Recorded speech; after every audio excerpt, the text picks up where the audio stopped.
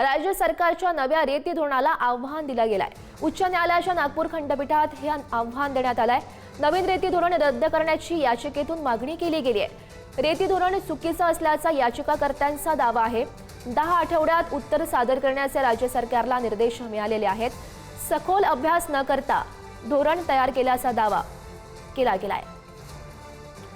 आणि या संदर्भात अधिकची माहिती जाणून घेऊयात। आमचे प्रतिनिधी जितेंद्र शिंगाडे सध्या आपल्या सोबत आहेत।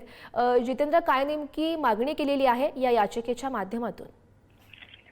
ज्याप्रमाणे नवीन रेती धोरण सरकारने जाहीर केलेलं होतं, या नवीन रेती धोरणाला हायकोर्टात आव्हान देण्यात आलेलं आहे।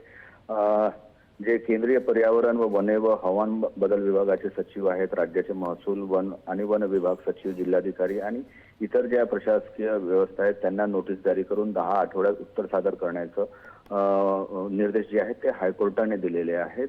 महत्वाचं म्हणजे वकील आहेत याचिकाकर्त्यांचे चेतन ढोरे यांनी नवीन रेती धोरण हे अवैध असल्याचा दावा केलेला आहे। कारण राज्याचा महसूल आणि वन विभागाने एप्रिल 2025 रोजी तो निर्णय जाहीर करून नवीन रेती धोरण लागू केला होता। मात्र हे धोरण ठरवताना मागणी व पुरवठा, भरपाई आदींचा सखोल अभ्यास करण्यात आला नसल्याचा आरोप या याचिकेत करण्यात आलेला। त्यामुळे हे नवीन रेती धोरण रद्द करण्याची मागणी याचिकेत करण्यात आलेली आहे। आता हायकोर्टाने 10 आठवड्याचा अवधी दिलेला आहे संबंधित प्रत्येक विभागाला। आता या 10 आठवड्यात प्रशासनातर्फे आणि शासनातर्फे काय उत्तर सादर केलं जातं, त्यानंतर यावर पुढील सुनावणी होणार आहे।